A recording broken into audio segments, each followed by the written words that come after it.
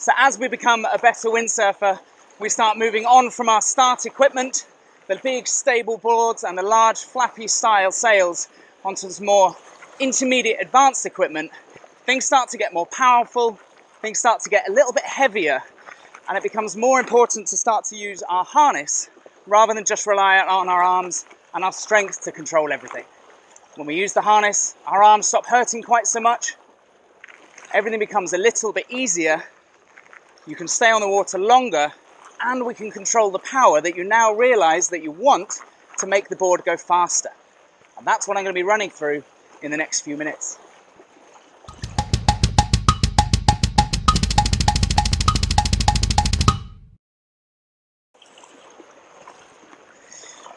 First of all, the equipment I'm on and the conditions I'm in.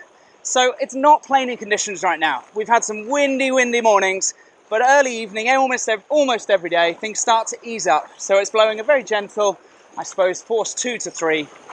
Whee, a nice, gentle cruising wind. And I'm on my standard sort of cruising afternoon kit right now. So I'm on a 5.5 sail and a 1.55 board. And it's quite key to be on the right kit, to get to use your harness and to get better with your windsurfing. You need to be on a slightly smaller board, or actually more importantly, you need to be on a board that doesn't have a centerboard. When we start to use our harness, you're going to stand further back and slightly further out on the board so that you can control the sail. If you're on a board with a centerboard and you do that, you're going to get taken further downwind. So use the centerboard board if you like, but kick the centerboard forwards and out the way so we can stand on the correct place of the board. We also need enough sail so we can actually feel how things are working. Now, I'm not saying take a huge, cumbersome, really heavy sail, but you need enough power that I can feel where I'm going and what's happening, and not just having nothing holding against me up in the air there.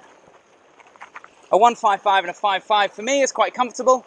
That might be too small or too big for you, sail and board, so whatever feels good for you is a good starting place. The other things I've done is I've made sure my boom is at the normal sort of height, just around shoulder height here. And I've made sure the harness lines are firstly attached and secondly pointing out towards me. Often they get a little bit caught up like this or somehow a little bit inside themselves like this. So make sure they're loose enough that you can adjust and move on the water. A lot of time people do these Velcro straps up too much, so I can adjust them and move them as I need them. Setting your harness line. That common question, how do I set my harness lines?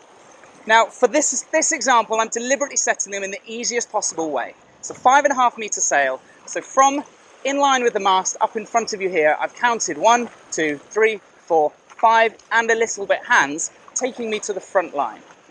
That may have looked a little bit odd there because I was off the camera. 1, 2, 3, 4, 5, and a little bit, 5.5 hands. That probably has put the harness lines too far forward, but that's okay for now.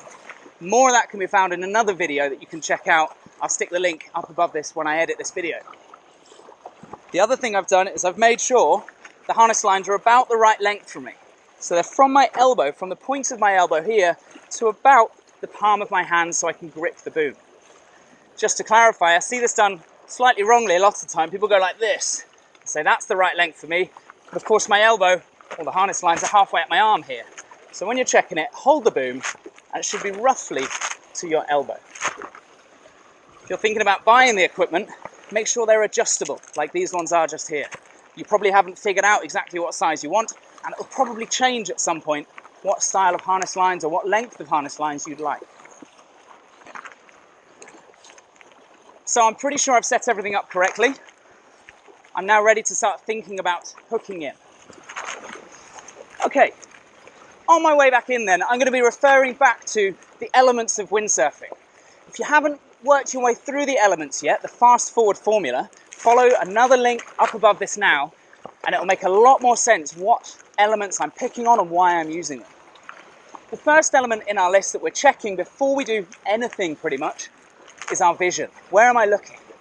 For harnessing, I want to be looking up into the wind so I know if there's any gusts or lulls coming. I want to be looking forward slightly so I can see if there's a choppy part of water or flatter, or of course anyone else ahead of me. So vision is number one. Trim. You can probably just about see from there, I'm standing slightly back and slightly out on the board. So I'm slightly getting my ankles wet. If I do this here, it's going to be, whoa, already very awkward. It's a key thing from moving from being a beginner to an intermediate and advanced is standing a bit further back and a bit further out. At the moment, my counterbalance is good. My front arm is extended and I'm away from the rig. As I get closer to the wind, which is what I'm doing now, the rig already is starting to come a bit closer to me and it's going to be a little bit easier to hook in. The power then, I'm pulling in and out gently with my back arm, feeling where the power is. I'm also pulling slightly down through the boom just to keep the trim of the board nice. When it's time to hook in, I'm going to break my vision and I'm going to break my counterbalance just for a moment so that I can get into that hook. However, you break your vision and counterbalance, your balance in general starts to go, so it can only be a moment or two that you do this. Steer into the wind, make sure I'm powered up okay, and I'm not really close to the wind, but I'm definitely upwind. The rig's a bit closer, the rig can come in, hook in, and then extend once again. Once I'm in the harness, make sure you can feel the sail in the harness. You're not sort of half in and half out. There is definitely pressure between my harness lines and me.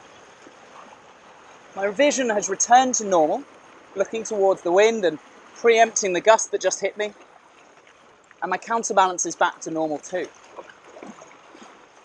To unhook, it's pretty much the same in reverse. Pull the rig in towards you and give it a little wiggle away from the hook.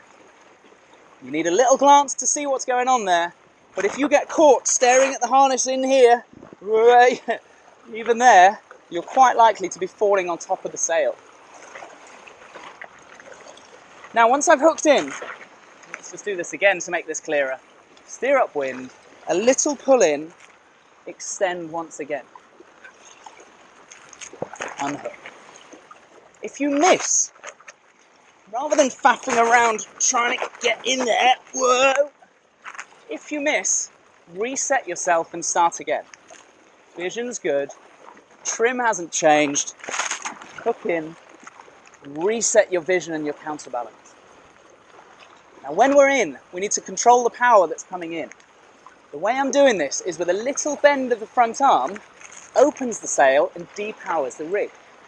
Also allows me to steer upwind, depowering. If I want some power, I can then extend and push through my front hand, whilst matching the movement with my backhand. This powers me up slightly. Depower upwind, power up, slightly downwind. We could add a few more little tips into this if you like, that if you deliberately want to depower, which you probably do when you're first harnessing, move your hands a bit further forwards. Right now, my hands are definitely too far forwards on the boom. My front hand is fairly close to the clamp and my backhand is on the harness line. I'm saying too far forwards for powering the sail and really channeling any sort of power into it. But for hooking in and becoming a bit more comfortable on the sail and in the harness, depowering is probably what you want. However, bear this in mind when it's time to power up. If you want power in your harness, your hands have to come back a bit. And linking back to my opening point, my harness lines are probably set too far forward if I've counted hands on the boom. Again, refer back to that other movie that I've put up already about how to set your harness lines and stop your arms burning to make sure that you set your harness lines correctly. Let's turn around and go the other side. Those key points again, running through using the fast forward formula, the elements of windsurfing then. I'll do this from unhooked. Vision, look into the wind. Look where you want to go so you can preempt the gusts and the lulls. You can see what's coming, and I can see this little wave coming through me now. Trim, moving from a beginner standing on the center line of the board, move a little bit further back and a little bit further out. Counterbalance, right now my arms are extended rather than being close to me. And as long as I steer upwind before I go for the harness, which I'm doing now, steering upwind, I'm already fairly close to it. The hook in comes with a break of the vision, a break of the counterbalance, and an instant reset. Once I'm in the harness, I'm definitely committed to the harness. And by that, I don't mean you're hanging off the sail and leaning back that far. Whoop, lost my words there. I don't mean that you're hanging back and leaning really hard into the wind like you see guys going faster. Probably at this point, because we're in the lighter winds, the sail and my body are just gently counterbalanced against each other. But there's definitely pressure in the lines. It's a great little exercise to do. And I release one hand or two hands, play the piano on the boom, feel what it feels like. The better you become at loosening your grip, the more you're going to start to discover where the harness lines actually should be, and probably want to move them back a little bit because you're going to be wanting more power. Once you've got the hang of this, you can then start thinking about how we pull the sail slightly in, slightly back, and slightly down. But the common thing that goes wrong, and I'm going to leave you this final thing, is when people hook in, they sit. And we end up with our harness bar getting pulled up around our chin. So try not to just pull down into the harness. Try and bring your shoulders back, push your hips slightly forwards, looking forwards at the same time, which will put you in a nice, comfortable, standard 7 start. Not a squatted seating, I'm in the harness here. Oh, instantly it feels uncomfortable. Way. And even in the light winds, it's really hard to control. Keep your body extended, looking towards the wind, and you can cruise in the harness.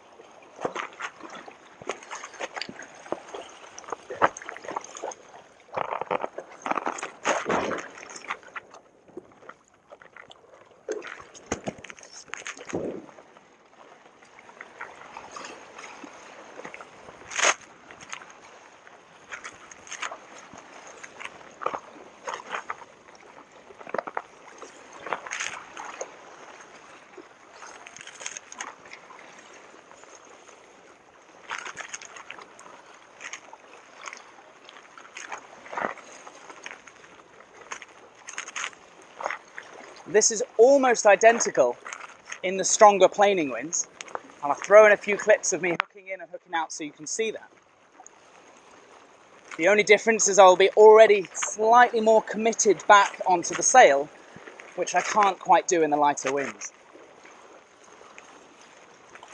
Another little tip to pop in, and if you rewind and watch this again, you'll notice I've been doing this the whole way through, is my back thumb, the thumb on my back hand, can help me if I'm struggling to find the line or release the line.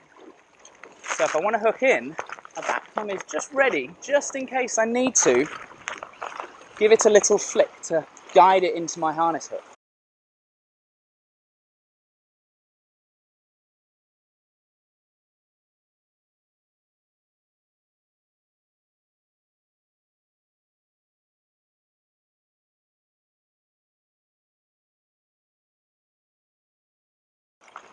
The same when I unhook, that little flick there can often help release the harness line and save you getting stuck in it, like that.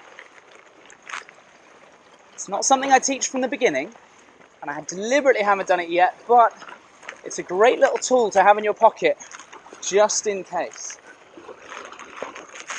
As always, thanks for joining me. Make sure you stay tuned on the channel, like and subscribe, and ask me any questions you like, and I'll try and get back to you and either write some messages back to you, let you know what's going on, some few little hints and tips, or of course, like this one, a couple of people requested that I do a basic beginner sort of intermediate introduction to the harness, and that's what this is. I'm going to do a higher level version of harness control coming up soon, but make sure you check out some other videos. There's already one or two up there about setting your harness lines correctly, stopping your arms burning, and then the next challenge, once you can use your harness, removing your front hand and entering your tack while still hooked in. It's the next challenge for an intermediate to becoming an advanced windsurfer.